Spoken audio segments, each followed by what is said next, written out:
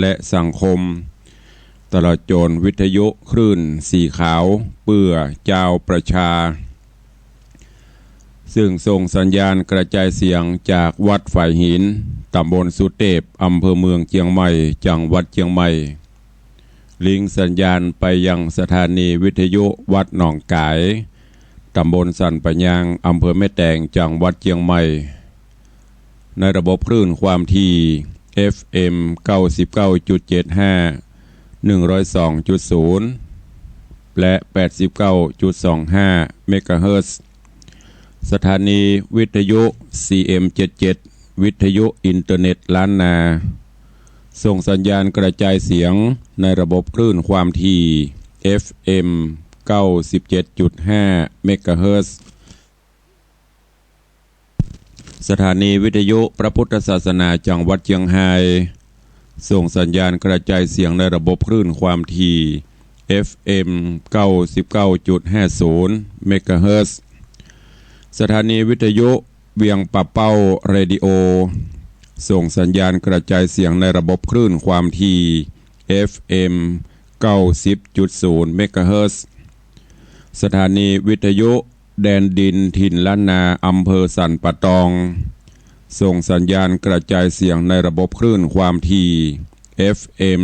103.50 เมกะเฮิรตซ์สถานีวิทยุมนเสียงธรรมอำเภอแม่แจ่มส่งสัญญาณกระจายเสียงในระบบคลื่นความถี่ FM 106.25 เมกะเฮิรตซ์สถานีวิทยุชุมชนคนเมืองลี้อำเภอลี้จังหวัดลำพูนส่งสัญญาณกระจายเสียงในระบบคลื่นความถี่ FM 103.75 เมกะเฮิรตซ์สถานีวิทยุชุมชนคนนาน้อยจังหวัดน่านส่งสัญญาณกระจายเสียงในระบบคลื่นความถี่ FM 91.50 เมกะเฮิรตซ์สถานีวิทยุสี่คำเรดิโออำเภอเวียงสาจังหวัดน่านส่งสัญญาณกระจายเสียงในระบบคลื่นความถี่ FM 92.50 เมกะเฮิรตซ์สถานีวิทยุเสียงใสเรดิโออำเภอตาวังผาจังหวัดน่านส่งสัญญาณกระจายเสียงในระบบคลื่นความถี่ FM 100.75 เมกะเฮิรตซ์สถานีวิทยุเสียงธรรมจากวัดจันทร์อำเภอกัลยาณิวัฒนาจังหวัดเชียงใหม่ส่งสัญญาณกระจายเสียงในระบบคลื่นความถี่ FM 103.50 เมกะเฮิรตซ์ตลอดจนวิทยุชุมชนเสียงตามสายหอกระจายข่าว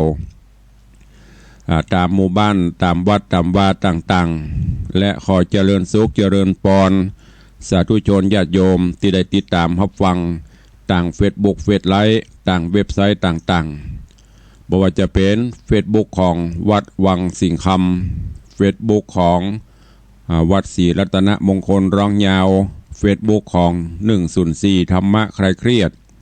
เฟซบุ๊กของวัดฝ่ายหินแล้วก็หลายๆเฟซบุ๊กที่ต่างญาติธรรมได้สดับรับฟังแล้วก็ปะกันกดแชร์กดไลค์ส่งสัญญาณไปตามเพื่อนฝูงต่างๆในกลุ่มเพื่อให้ได้รับฟังเสียงธรรมโดยทั่วกันรายการนี้ดำเนินโดยอาตมภาพพระครูวิสิทธิ์ศรีลาภรณ์เจ้าคณะตำบลป่าแดด เจ้าอาวาสวัดวังสิงห์คำตำบลป่าแดดอำเภอเมืองเชียงใหม่จังหวัดเชียงใหม่เป็นผู้ดำเนินรายการก็น้อมนำเอาเสียงธรรมะแบบปืนบ้านล้านนารักษาหีดหอยมรดกธรรมกำเมืองมาเทศนาฮือญาติโยมทั้งหลายได้สดับรับฟังกันเป็นประจำกูเจ้าตั้งแต่เวลา6 โมงถึง7 โมงโดยประมาณ ส่วนพี่น้องที่ฟังตามคลื่นสถานีที่ได้แจ้งไว้อย่างวันนี้คือวันพุธและก็วันเสาร์ก็จะริงสัญญาณไปตามเครือข่ายต่างๆดังที่ได้แจ้งคลื่นความถี่ไปอันนี้เฮาปะกันเป็นรายการพิเศษคืออาทิตย์ละ2 ชั่วโมงคือวันพุธแล้วก็ วันเสาร์ก็จะเป็นทำก้อมทำเรื่องนำมาเทศน์ให้ญาติโยมสาธุชนทั้งหลายได้รับฟังกันพายังบัดตื่นพายังบรรลุเดือกก็ตื่นกันได้ลุกกันได้ละเนอ6 โมงกับแหม9 นาทีแล้วแสงเงินแสงทองจับขอบฟ้าบ่งบอกว่ารุ่งอรุณวันใหม่มาถึงแล้วลูกเจ้ากินพักตังป่ายลูกขวายกินพักตังเกาภาษิตเปิ้นบอกไว้ตื่นเจ้ามาเราจะได้ไปเก็บพักเก็บไม้ก็ได้ยอดอ่อนๆไปเสาะยังกินก็จะได้ที่มันสดๆแต่ถ้าว่าลูกควายนี่มันตันเข้ากาดเข้าลีปวายหมดแล้วเนอะลูกเนอภายยังบรรลุเดือลูกกันได้แล้วลูกมาทำกิจวัตรส่วนตัวอาบน้ำอาบท่าไหว้พระนบธรรมตรวจตราความเรียบร้อยตรวจสอบตว่าที่ผ่านมา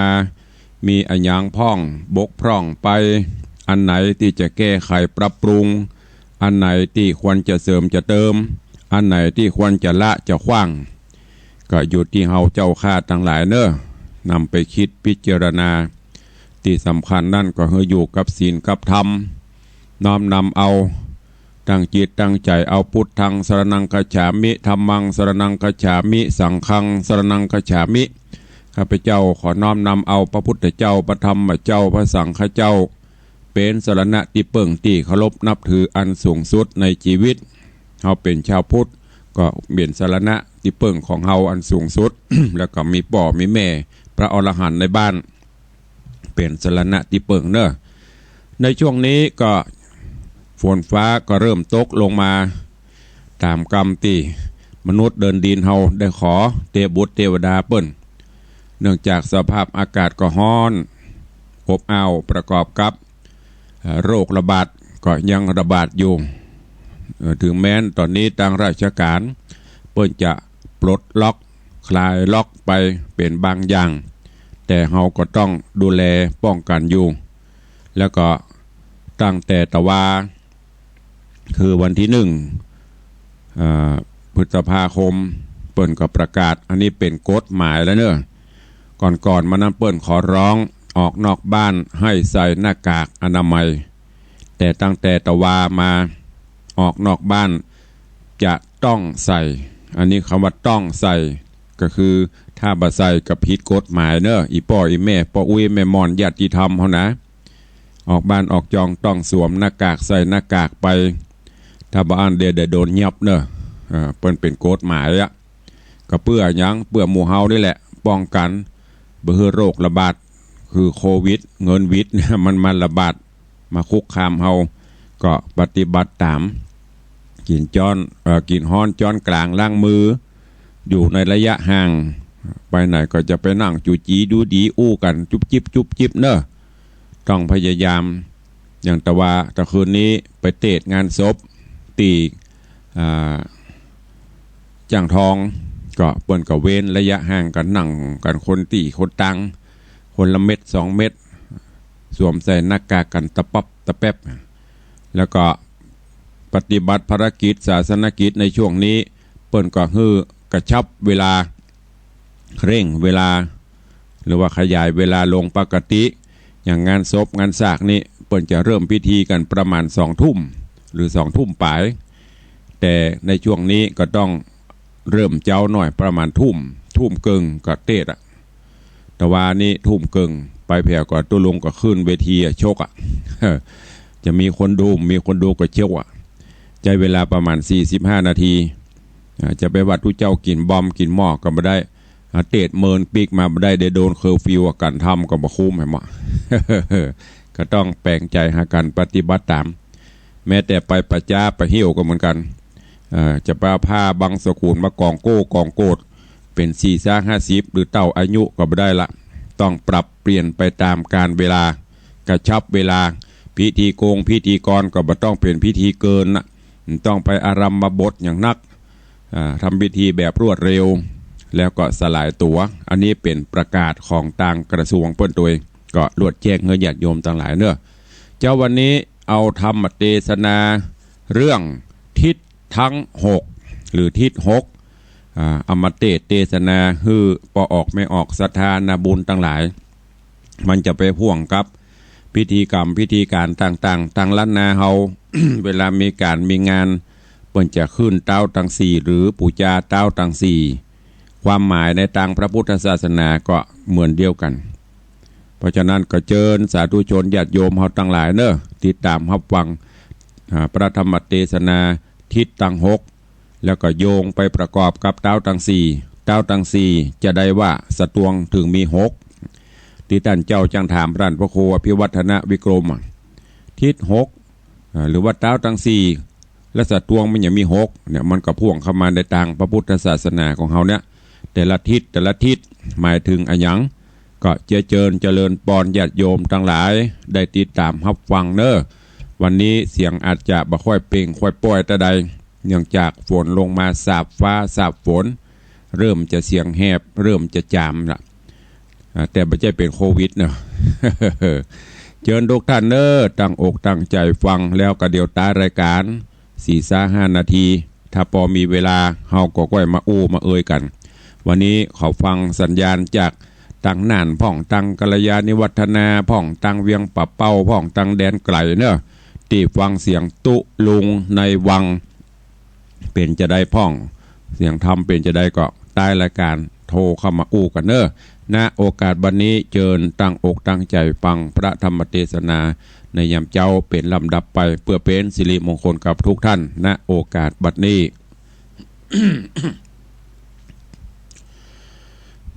นะโมตัสสะภะคะวะโตอะระหะโตสัมมาสัมพุทธัสสะ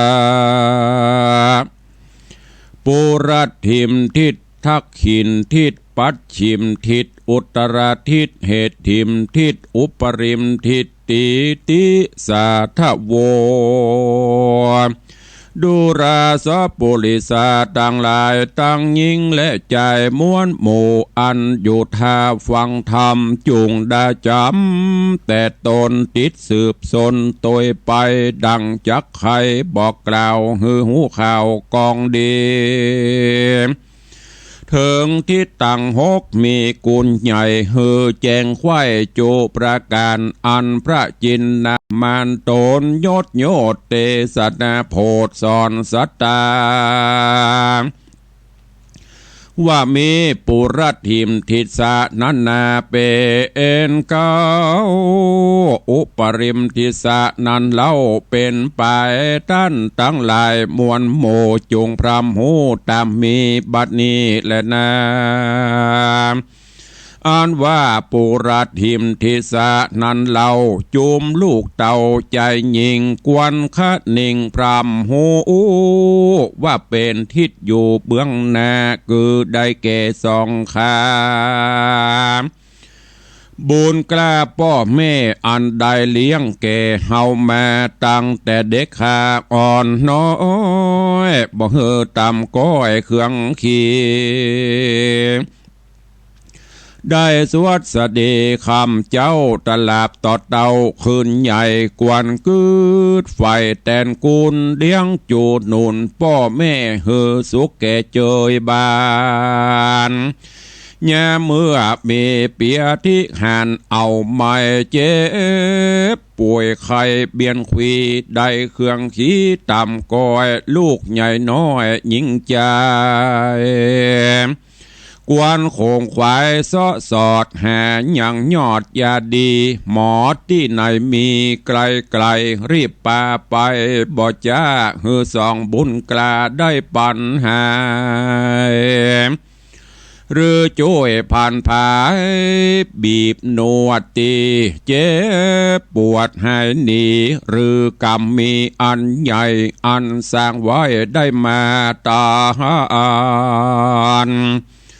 ได้ดับขันมวยบางจากโลกกว้างเมืองคนลูกเตรียมตนน้อยใหญ่ก็เอาใจใส่ส่งสการ ได้ฮือตานเขาน้ำฟังทำพร่ำตัวไปหยาดน้ำใสโตกดอดฮือบุญไปรอดสองขาที่นาที่บุตตาหนอน้าเอามีต่อสองเจ้าบุญจูเป็นกตัญญูเลิศแล้วตนพ่อแม่แก้วของตนและนาส่วนผู้เป็นพ่อแม่ยอมมีใจแผ่คุณนะต่อบุตรตานอนเนากวนบอกเราจะสอนหูต่างลุ่มดอนถอยจะหือได้เว้นบาปกระตัวหานหือกระทำการอันชอบมันประกอบแสวงหายังคำขาบาดไตมาเลี้ยงขับใส่อินทรีย์เข้าของมีมากหน่อยกวนไฟหวยหักษาแถมประการหนึ่งนาลูกไทยกวนหือใดเฮียนหูมีวิชาอยู่กับตนบ่ฮือตุกโจรต่ำจ้าเมื่อไปนาคืนใหญ่กาละควายเติงดันก็ภายพันหากู้ฮือใดอยู่เตรียมเคียงได้เปิ้งปิงไปนาบ่ต่ำจ้าเครื่องขี่สมบัติมีมากน้อยก็ไฟหอยตกปันฮือจอมควันลูกตาเอาได้เป็นเจ้าแตนไปอันใส่ใจพ่อแม่คุณนาแผ่ต่อลูกได้ทวนถูกตามกองดีและนาที่สะทวนสองนั้นใส่กือหากมีชื่อไว้ว่าทักขินทิศเบื้องขวาพระเทศนากล่าวจีหากแม่นตี้อุปชาครูบาอาจารย์ผู้หูการน้อยใหญ่หูเสียงควายต่างโลกหูอาโภคต่างธรรมได้จากกำบอกเราฮือหูเก้ากองดีลูกศิษย์มีมวนหมู่กวนเกิดหูขาดนิ่งมาว่าโกนตันนามิลามาอากวางบ่อาจอ้างกานาเมื่อหันต้านมาไกลๆก็รีบไปฮับตอนโดยกำอ่อนจาวานกระทำการอุปัฏฐากตามต้านหากจากใจเต้าอยู่ไกลรุมราก้อนต้านจะบอกกล่าวหือหูข่าวกองดีหลีกเว้นหนีตั้งบาปอันกระยาบจังไรก็ตั้งใจฟังทีอันตานจี้สอนจาแล้วนำมาตั้งก่อปฏิบัติต่อโดยตามฮือสมความฝ่ายหอยหรือกิจการใหญ่น้อยมีมาก็รุมราอุปถากบ่ฮือลำบากกายใจหรือยามใดอาจารย์เจ้าเปียที่พญาติเขามาเบียนคุยเจ็บป่วยมีเมื่อยไข้ก็เอาใจใส่รักษาหายุกหายาหาหมอบริรอเนิ่นจะฮือตนบุญกราอาจารย์หายอาการเจ็บปวดเมื่อยไข้ลวดหายนี้หน้าที่แห่งลูกศิษย์มีน้อยใหญ่เอาใจใส่เล่งดูกตัญญูตั้งก่อปฏิบัติต่ออุปัชฌาย์ตั้งครูบาและอาจารย์เจ้าและนาส่วนผู้เป็นครูบาอาจารย์ ก็มีใจบานเพื่อแผ่สังขะแก่ลูกศิษย์ตนบอกเฮือหูหนต่างไตเฮือแจ้งควายต่างบุญต่างเป็นกุลและประโยชน์ส่วนต่างเป็นโทษนั้นใส่เฮือเว้นไว้นี่ไกล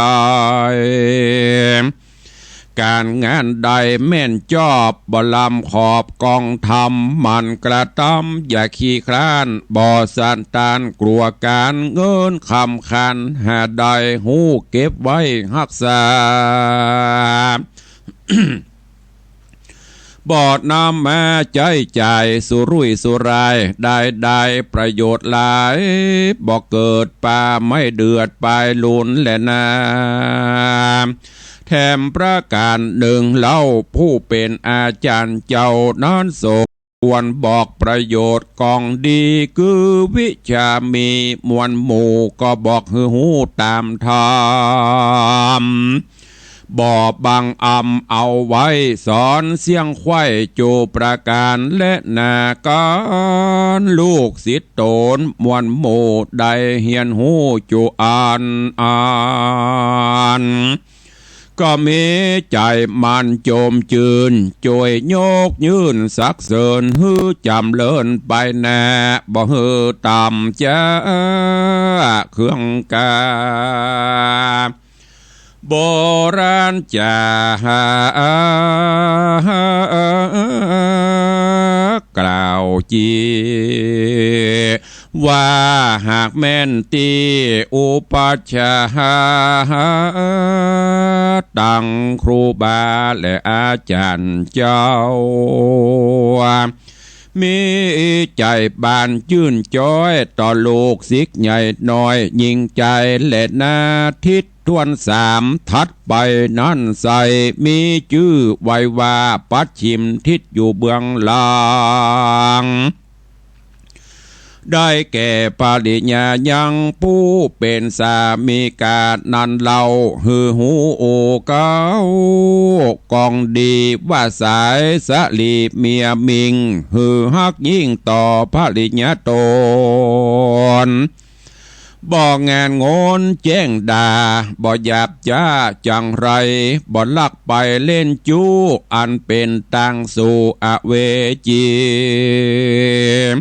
ควรกระทำดีตั้งต่อกุศลสังก่อกระทำการเงินคำขานบาดใดอันหาใดมาอากน้อยควรหือยอดซอยปริญญา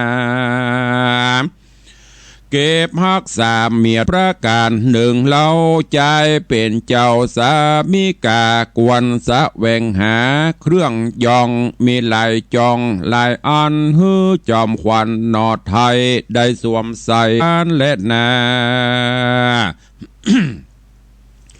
ส่วนภาลิญายอดซอยกวนคืดถอยพิจารณาถึงสามิกาผัวเจ้าว่ามีใจบ่เศร้าสันได้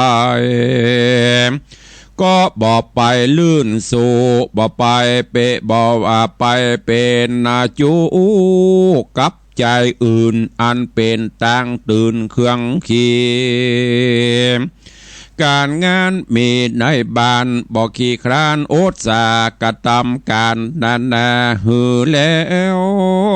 บ่ละแอวกลางโหนและนาแถมประการหนึ่งเรายิงผู้เป็นเก้าเกงหายามญาติกาพี่น้องหรือเปื้อนปองของตัวพี่น้องผัวมาสู่ยังที่อยู่เฮือนตนควรเรโรนฮับตอนโดยกรรมอ่อนจะหวานแล้วจะขานถามเล่าฮือหูเก้าขี้ญาหูพิจารณา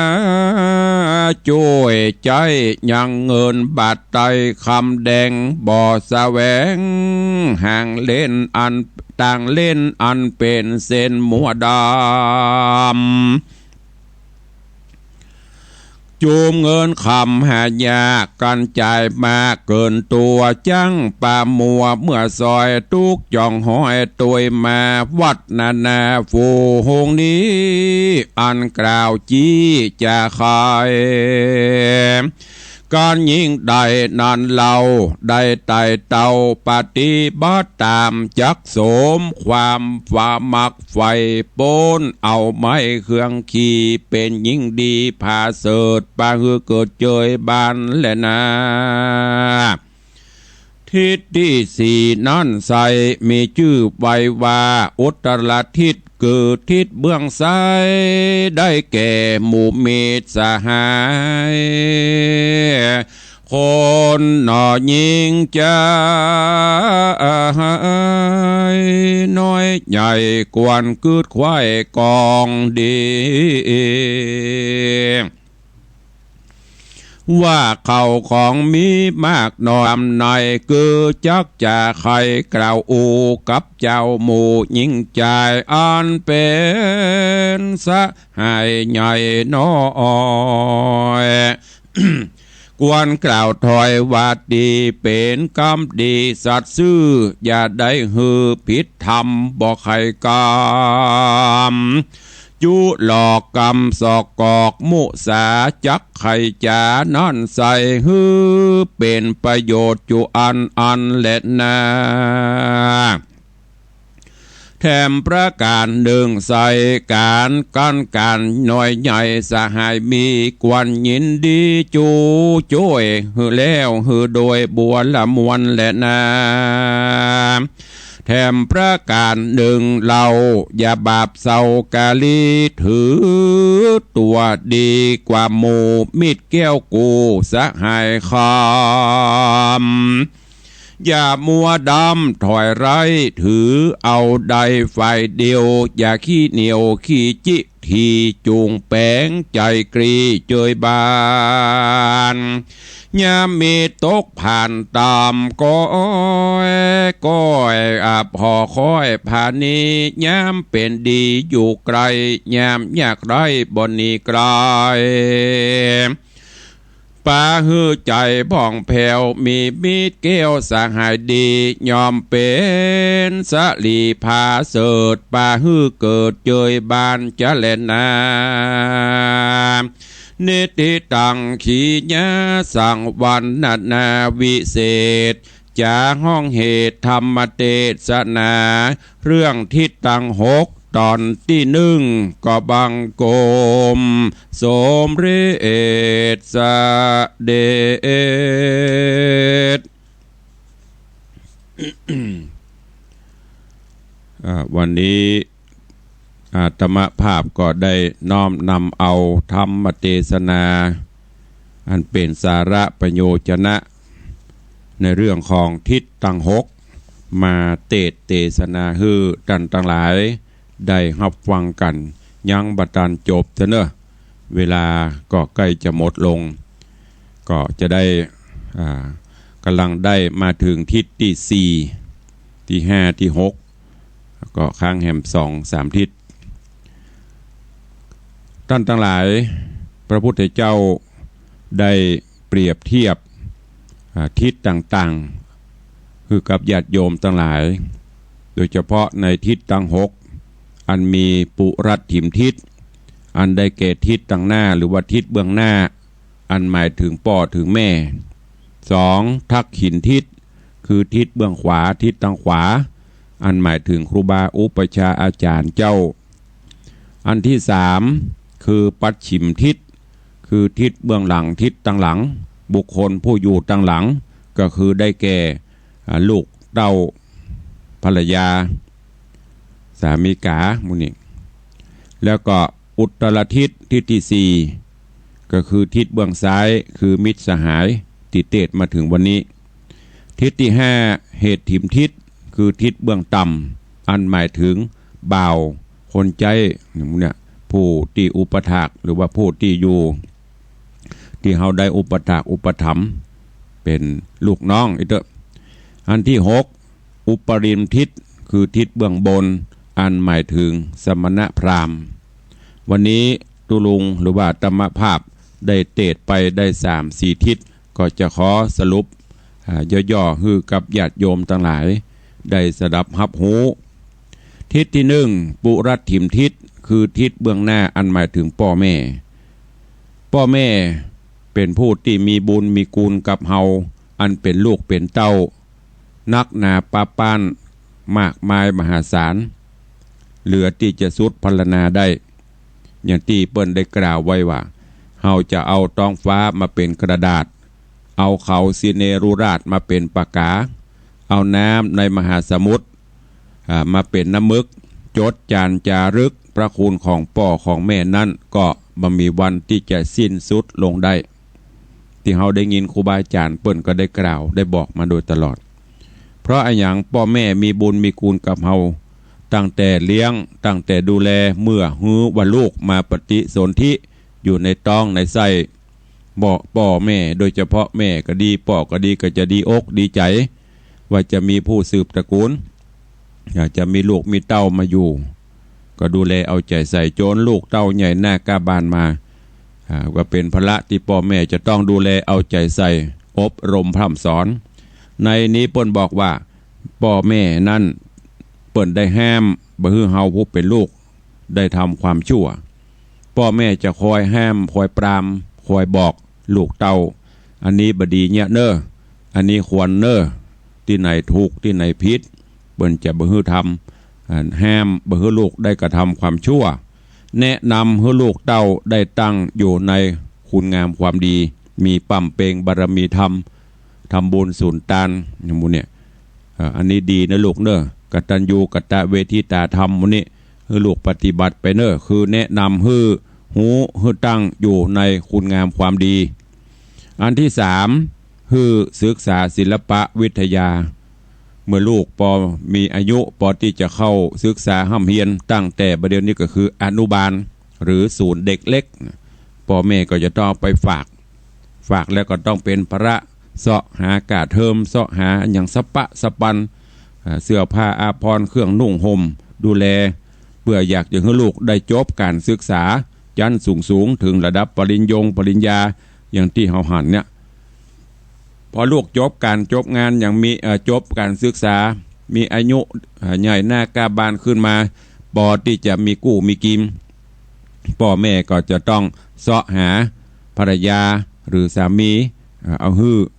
แต่ประเดี๋ยวนี้มันการรับตาลปัดเปลี่ยนไปแล้วเนอะอีพ่ออีแม่ไม่ต้องหนูจะหาเอง ยิ่งมีไลน์มีเฟซมีอย่างเรียนซ้ำยิ่งเอาหูปหล่อๆมาใส่ก็เดี๋ยวเฟซกันไปเฟซกันมานัดปะกันที่สถานีขนส่งอย่างที่เขาพอเป็นข่าวอันนี้บดีเนอะลูกหลานเฮยจะไปเนี่ยถ้าพ่อแม่เปิ้นหันดีหันงามเขาก็คอยตามเปิ้นไปแต่ว่าถึงแม้นพ่อแม่ไม่ได้หาฮื้อเขาจะหาคนเดียวก็พอเอาเนอะมันอย่างก็พอซื้อเสื้อผ้าซื้อผ้าให้ดูเนื้ออย่างเนี้ยลืมไปละก็เดี๋ยวก็ถามพระครูอภิวัฒนวิกรมกันนะพอคนจะพอเขาจะดูคนก็ต้องดูกันที่จิตที่ใจปุ่นไม่ใช่เอาที่รูปร่างเอาอันนี้หล่อเหมือนดาราทอดกายถวายตัวฮื้อ3 เดือนเดี๋ยวมันก็ทีบหัวละเพราะฉะนั้นยิ่งปัจจุบันเนี่ยอย่างที่เฮาหันอันที่5หน้าที่ของพ่อแม่พอลูกได้มีกู้มีกิมที่ดีมีการมีงานที่ทำดีเปิ้นก็จะมอบทรัพย์สมบัติฮื้อเมื่อก่อนนี่เปิ้นอย่างเฮาได้ยินอีพ่ออีแม่นามีสวนมีที่อยู่มีถ้าเลือดบ่เข้าตาเลือดตาบกระเด็นเปิ้นจะบ่ขายอันนี้นะกลัวลูกกลัวเต้าบ่มีที่อยู่ทรัพย์สินสลิงคานอย่างบางครั้งจะกินบรรณาใจกินห่วงไว้ให้ลูกให้เต้าพอถึงสมัยเยาว์การที่ดีเปิ้นก็โยกฮื้ออย่างประเดี๋ยวเนี่ยถ้าลูกเต้าดีพ่อแม่ก็ไปเซ็นมอบให้ยกให้เขาบ่รัดตุเจ้านาเอาฮื้ออีแก้วสวนเอาฮื้อบ่ค้ำอันนี้อย่างที่เขาได้ยินอันนี้คือลูกพอดีแต่ประเดี๋ยวนี้ไปฟังฮื้อเด้อเนอะ ขอแย้งให้หน่อยแย้งมันเปลี่ยนไปอันนี้สมัยโบราณเปิ้นเป็นจะอี้แต่ประเด็นนี้ดีพ่อแม่เอาฮื้อพ่อแม่ยังตายด้วยลูกขายโจทย์ให้แล้วนะก็ต้องพิจารณาพออันนี้ว่ากันไปตามเนื้อผ้าตามหลักธรรมลูกเต้า หน้าที่ของลูกของเต้าเมื่อพ่อแม่เปิ้นดูแลเฮาเอาใจอี้ดูแลใจใส่อย่างอี้แล้วเฮาก็ต้องดูแลลูกพ่อแม่คือดีโดยการที่มันสร้างคุณงามความดีปฏิบัติตนปฏิบัติตัวที่สมควรที่จะรับทรัพย์มรดกหมู่นี้ที่สำคัญก็คือมีความกตัญญูมีกตเวทิตาธรรมต่อพ่อต่อแม่เปิ้นได้เลี้ยงมาแล้วเฮาก็ต้องเลี้ยงเปิ้นตอบแล้วก็กิจการธุระต่างๆที่เป็นของพ่อของแม่เฮาก็ต้องดูแลสืบทอดเอาใจใส่อันต่อมาก็คือดำรงวงตระกูลจะไปนำความเสื่อมเสียมาสู่ตระกูลอันไหนที่มันบดีประพฤติตนประพฤติตัวให้เป็นคนดีที่ควรที่จะรับมรดกตกทอดที่จะสืบต่อไปชั่วลูกชั่วหลานเอาไปเมื่อพ่อแม่ล้มหายตายจากไปเฮาก็ทำบุญสูญตานอุทิศไปฮื้อนี่คือเรื่องของทิศที่หนึ่งคือทิศปุรัตถิมทิศเบื้องหน้าคือพ่อแม่ลูกเต้าก็ต้องดูแลเอาใจใส่อันที่สองทักขิณทิศคือทิศทางขวาหมายถึงครูบาอุปชาอาจารย์ลูกศิษย์ลูกหาก็ต้องบำรุงครูบาอาจารย์โดยหนึ่งก็คือลุกขึ้นยืนรับใจสองด้วยการเข้าไปยืนคอยรับใจสามด้วยความเชื่อฟังสี่ด้วยอุปถากห้าด้วยเฮียนศิลปะวิทยาโดยเคารพญาติโยมทั้งหลายลูกหลานตันเต้าเหยลูกครูบาอาจารย์กับลูกศิษย์เมื่อก่อนนั่นอย่างที่สมัยเมื่ออาตมากดีตุลุงหรือว่าครูบาอาจารย์ที่เปิ้นเคยบวชมาก่อนหรือว่าไปศึกษาเปิ้นจะเคารพนับถือครูบาอาจารย์นี่ลองลงมาจากพ่อจากแม่เพราะอันอย่างกอไก่ขอไข่ก็ครูบาอาจารย์เราสอนให้เขาได้เฮียนได้ฮู้ได้ขืนได้อ่านถ้ามาอยู่วัดก็เช่นเดียวกันตุเจ้าเปิ้นก็พร่ำสอนเพราะฉะนั้นเฮาก็ต้องมั่นที่จะคอยลุกขึ้นยืนฮับเปิ้นจะสั่งกับเปิ้นจะสอนจะใจอย่างก็ไปฮับใจเปิ้นอันต่อมาคอยที่จะเปิ้นจะมีอย่างก่อช่วยการช่วยงานครูบาอาจารย์ที่สำคัญก็คือต้องเชื่อฟังคำสั่งคำสอนที่เปิ้นได้ค้นคว้านำมาเผยแพร่เอามาชี้แนะชี้นำครูไปโรงเรียนครูเปิ้นสอนก็ด้วยจิตใจฮักอยากจะฮื้อลูกศิษย์ลูกหามีการศึกษา วิชาความรู้เปิ้นก็เอามาฮื้ออันต่อมาก็คือควายอุปถากก็เหมือนอย่างพ่อแม่เฮาคนหนึ่งอย่างยิ่งเขาอยู่วัดอยู่วานี่ก็ต้องอุปถากครูบาอาจารย์เมื่อก่อนนี่ครูบาอาจารย์บัดสบายลูกศิษย์ลูกหาจะมานอนแวดนอนเฝ้าจัดยุกจัดยาฮื้อแต่ประเดี๋ยวนี้การเวลามันเปลี่ยนไปละแล้วแต่โกดออดโฮมมันจะล่มหายแซบมัวตังอันดอยหล่อมีมุนเนอตังน่านมีมุนเนอโกดออดลงจะห้องใจหน่อยหายแซบอันนี้คือไม่ปฏิบัติตามแล้วก็อันที่ห้าเฮียนศึกษาศิลปะวิทยาโดยความเคารพก่อนนี้เปิ้นจะตกเวรหรือหรอเน้นตัวนี้ตุเจ้าตัวนี้ขยมตัวนี้ไปท่องบทสวดนี้เนอะ เปิ้นก็ตั้งใจท่องกันหรออันเนี้ยที่มาสวดมนต์ประเดี๋ยว7ตำนาน12ตำนานสวดธรรมจักรมหาสมัยด้วยครูบาอาจารย์เปิ้นแนะนำแต่ก่อนนั้นมันมีอย่างก็ YouTube มันมีGoogle เหมือนประเดี๋ยวหรอเฮียนกันแต้ๆน่ะบ่ได้ก็โดนก็ยอมรับเพราะเปิ้นขี่เฮาเปิ้นฮือเฮาฮู้ล่ะจนได้ใจมาถึงประเดี๋ยวเนี่ยตบขี้ปุ่มมากุศลธรรมะอย่าล้อมประเด็นนี้งกงิกเหลียววุกเหลียววักเพราะมาตั้งใจเฮียนศิลปะวิทยาวิชาความรู้โดยความเคารพก็เลยบอกให้รู้อันนี้หน้าที่ของลูกศิษย์ลูกหาจะต้องทดแทนครูบาอาจารย์ก็จะต้องแนะนำลูกศิษย์ลูกหาได้บอกศิลปะวิทยาโดยบ่บิดบังอำพรางอันใดควรอันใดบ่ควรอันใดที่จะรู้แล้วก็แนะนำให้หมดตลอดจนยกย่องให้ปรากฏในเปื่อนในฝูงว่าโอ้เปื่อนเธอนี้เด็กชายนี้ดีเนอะอย่างอันอย่างอี้ยกยอปอปั้นฮือรางวัลกันไป แล้วก็ป้องกันทิศทั้งหลายลูกศิษย์ตุงหาจะไปที่ไหนก็เพื่อได้อดได้อยากอันนี้คือเรื่องราวของพระธรรมเทศนาในเรื่องของทิศทั้ง6วันนี้ตุลุงได้เอามา สรุปให้ฟังได้2ทิศอยู่กระเดียววันเสาร์หน้าเนาะเราก็จะสรุปให้ฟังกันไปแล้วก็จะเทศตอนสุดท้ายคือกับญาติโยมทั้งหลายได้รับฟังกันเนาะฟังกันไปวันละเล็กละน้อยฟังนักลำก่อนโลนลำไปลืมไปหมดทิศ6มีอย่างพ้องหาเนี่ยอันนี้ก็คลายสงสัยไปตัวเนอะแล้วก็ย้อนไปอย่างที่อาตมาบอกไปแต่เกี้ยว่านี่อย่างเปิ้นปู่จาต้าวตังสี่มันอย่างมี6สตวงมีตึงตังโบนตัวมีตังลุ่มตัวก็ย้อนโยงเข้ามาหาถึงเนี่ยทิศทั้ง6เปิ้นเป็นปุกลาธิฐานเป็นปริศนาธรรมคือเราได้น้อมนำไปคิดเปรียบเทียบต่างๆนานาแล้วก็ในสถานการณ์ปัจจุบันนี้ก็ยิ่งใจได้แต่เฮาท่านทั้งหลายส่วนมากจะบล่ำเอามาใจอยู่ตัวภัยตัวมัน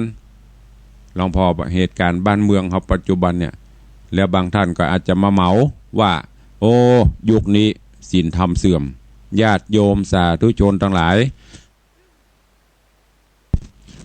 ศีลธรรมไม่ได้เสื่อมคนต่างหากที่เสื่อมจากศีลจากธรรมลองสังเกตพอเติมมาท่านนักหนากรรมดูแลป่อดูแลแม่ไปเดียวก็บ่ค่อยสนใจดูแลครูบาอาจารย์ก็บ่ค่อยสนใจยิ่งยุคเป็นยุคโลกทั้งโลกอยู่บนปลายนิ้วโลกทั้งโลกอยู่บนฝ่ามืออีสำหญิงสุดท้ายมาอย่างที่ประเดี๋ยวนี้โรคระบาดหยุดปึ๊กจบเกมหมดเลยเพราะอย่างกระเพาะเนี่ยเฮาบ่เอามาปฏิบัติศีลธรรมกรรมฐานที่เปิ้นแนะนำเฮาบ่ปฏิบัตินึกว่ามันจะสบายไปอย่างนี้ตลอดกรรมโบราณเปิ้นเถอบอกตามีหน้าพอหน้าบ่หันเพราะฉะนั้นก็ฝากไว้กับญาติโยมสาธุชนทุกท่านเนอะกำลังได้2-3ทิศอยู่นะเดี๋ยววันเสาร์หน้าเฮาก็มาต่อกันเนาะว่าทิศทั้ง6มีความหมายเป็นจะได้พ้องก็จะได้น้อมนำมาอธิบายสรุปหลังจากที่เทศแล้วก็จะสรุปให้ท่านทั้งหลายได้ฟังไปเพื่อจะได้บังเกิดความเข้าใจและน้อมนำไปใช้ในการดำเนินชีวิตประจำวันเจ้าวันนี้ก็ขออนุโมทนาบุญขอบคุณกับญาติธรรมญาติโยมทั้งหลายเนอะที่ได้มาร่วมโมทนาสาธุที่วัดวังสิงห์คำซึ่งทางวัดวังสิงห์คำก็มีโครงการที่จะก่อสร้างหรือว่าสร้างสารูปพระพุทธเจ้าคือจัดหล่อพระเจ้าทองคำโดยทองคำบริสุทธิ์95-96%น้ำหนัก108 บาทขึ้นไปซึ่งที่แรกเขาจะรอกันที่วันที่3ที่ผ่านมาแต่ปรากฏว่าเกิดวิกฤตโรคระบาดก็เลื่อนออกไปก่อน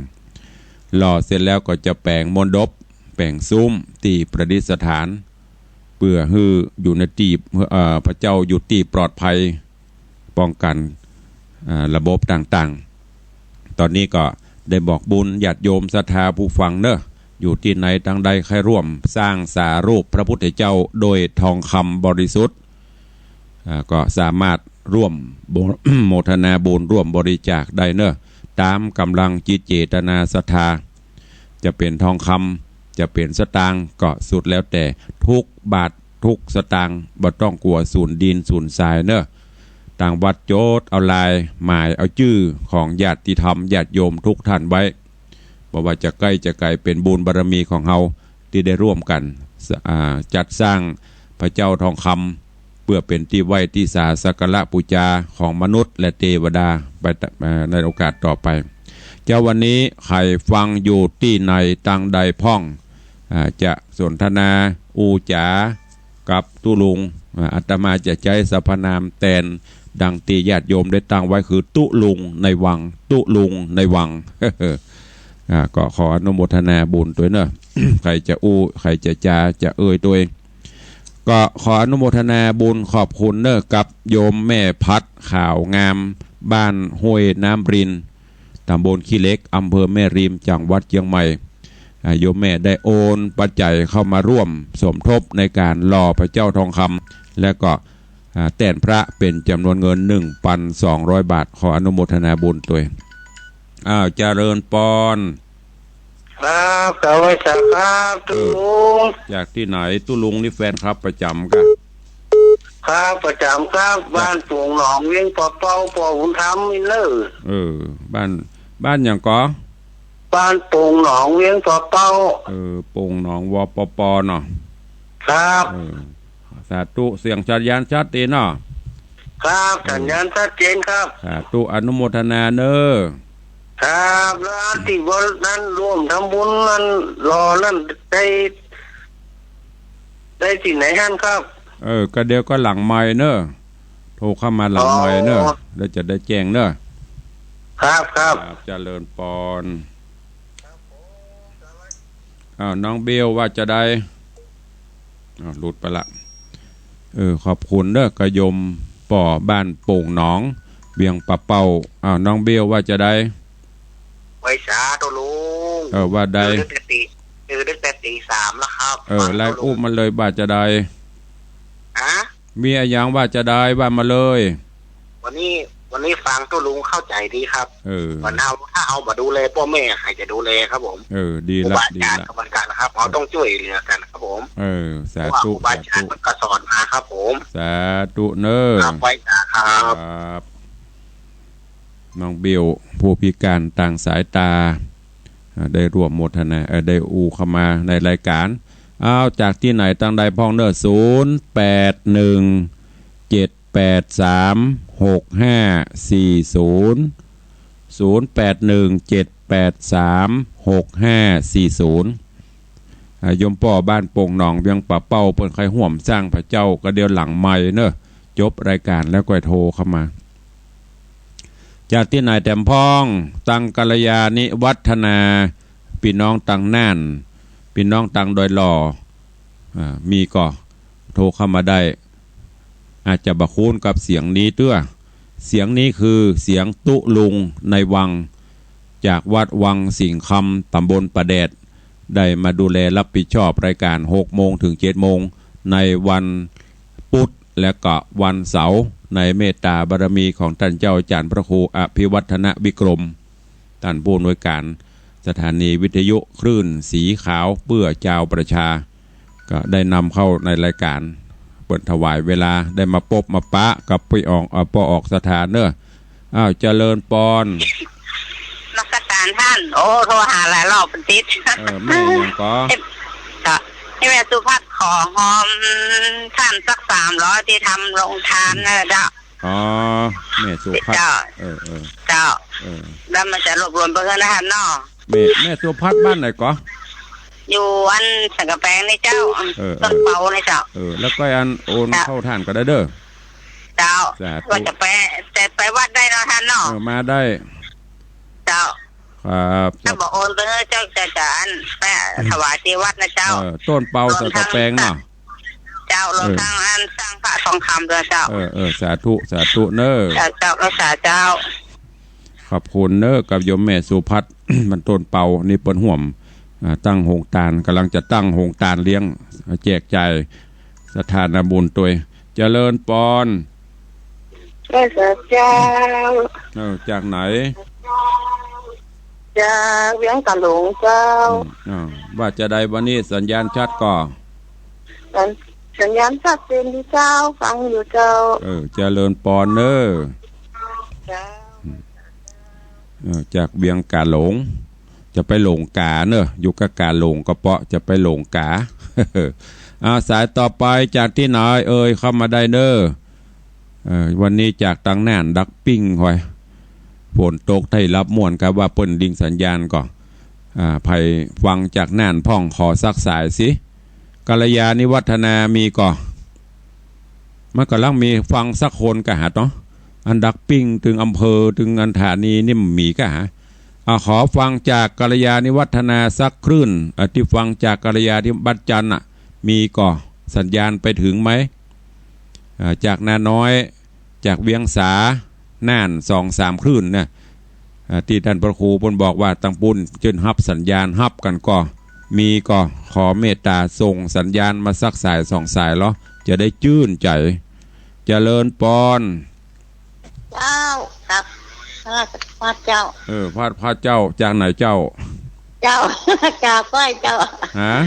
จากทุเจ้าจากไหน จากสันทรายเต้าเจ้าสันทรายเป้าอันนี้ฟังจากเจ้าหนองกายเจ้าฟังจากหนองเจ้าสาธุเด้อแม่เนอเจ้านี่ฟังจากวัดหนองกายฮะติดตุงบอกคือหรือว่าท่านผู้ดำเนินรายการเปิ้นใครฮู้นี่จะได้ฮู้ว่าฟังจากที่ไหนกันบ้างถ้าดักปิ้งแสดงว่าสถานีเปิ้นบลิงสัญญาณไปอันนี้คือที่เปิ้นตั้งข้อสังเกตอย่างน่านเนี่ย3-4 คลื่นอย่างชุมชนคนน้อยมื้อนี้ถ้ามาฟังอยู่มันต้องมีอย่างน้อยก็สถานีนี่มันคุมไปได้หลายต้องมันก็ต้องมีคนฟังพ่อง0817836540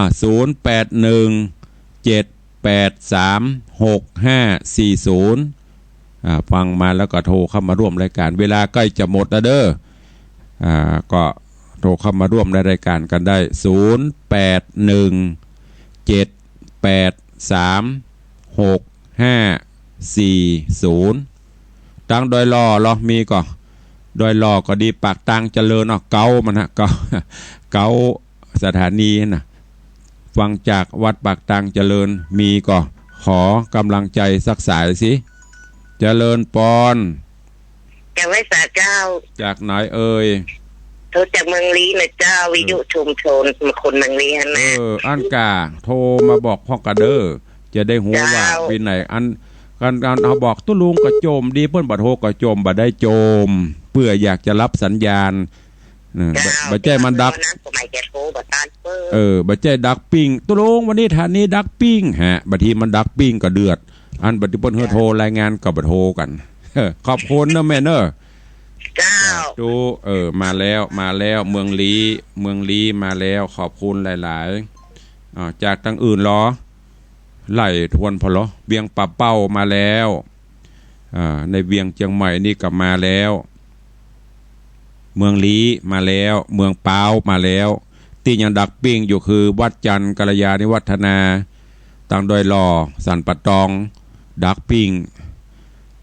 ถ้าจะใกล้ตุลุงกะฮะเตี้ยทำเมืองทับบ่ม่วนบ่ฮู้อันนี้นึงบ่หลายญาติธรรมก็เลยบ่ค่อยมีไผฟังหลายเสียงบ่ม่วนเหมือนท่านวิครูอภิวัฒนวิกรมนะของท่านพระครูเสียงเปิ้นทุ้มม่วนโมทนาเจริญปอนจากไหนเอ่ยจากอำเภอกาลยาครับผมโอ้โมทนาสาธุครับชัดแจ๋วดีครับผมนึกว่าเปิ้นบลิงก็มีใครฟังก็อีกลิงครับท่านพระครูลิงครับขอบคุณหลายๆสัญญาณชัดดีเนาะครับชัดแจ๋วดีครับสาธุมาละกัลยาณิวัฒนาจากหลุดไปละกัลยาณิวัฒนามาแล้วสัญญาณชัดเจนดีอีกฮักกันเต้เป็นแฟนคลับกันเต้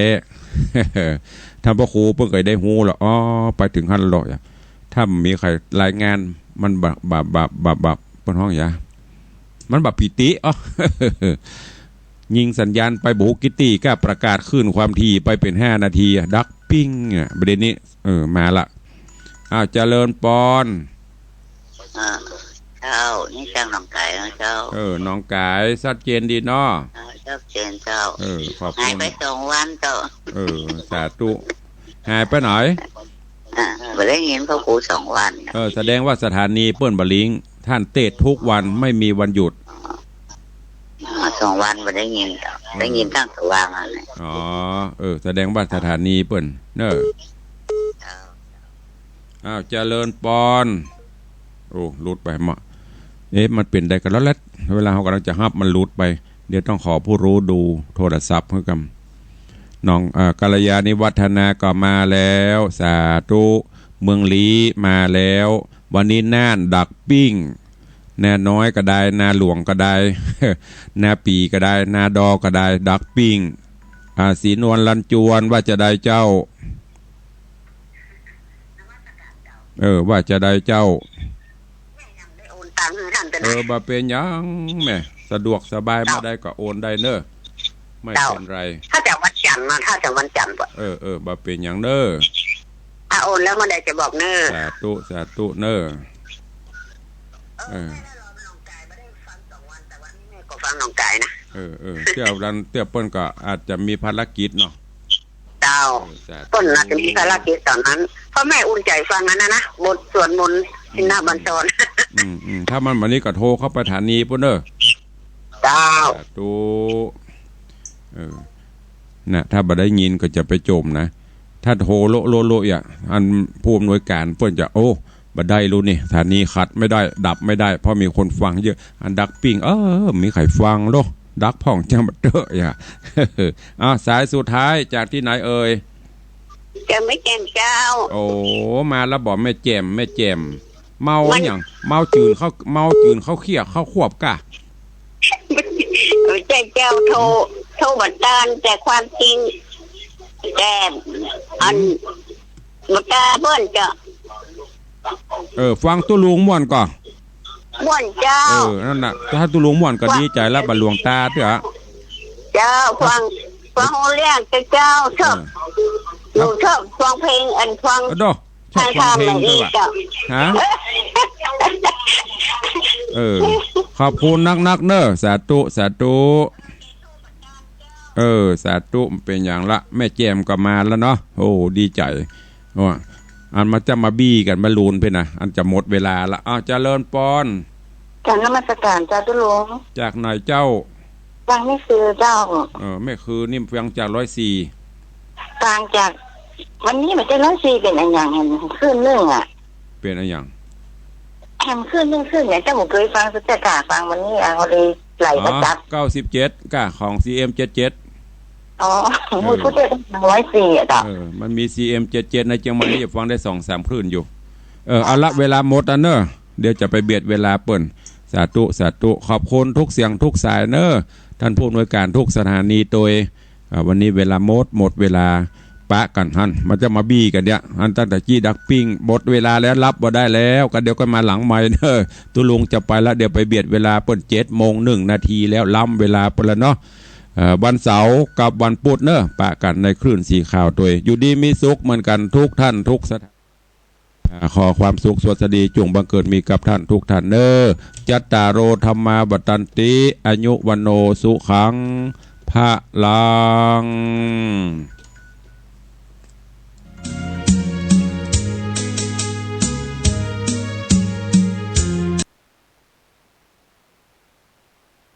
ไอ้นี่น้องโดยสายน้ำมนชุ่มฉ่ำหัวใจญาติโยมได้สร้างบุญ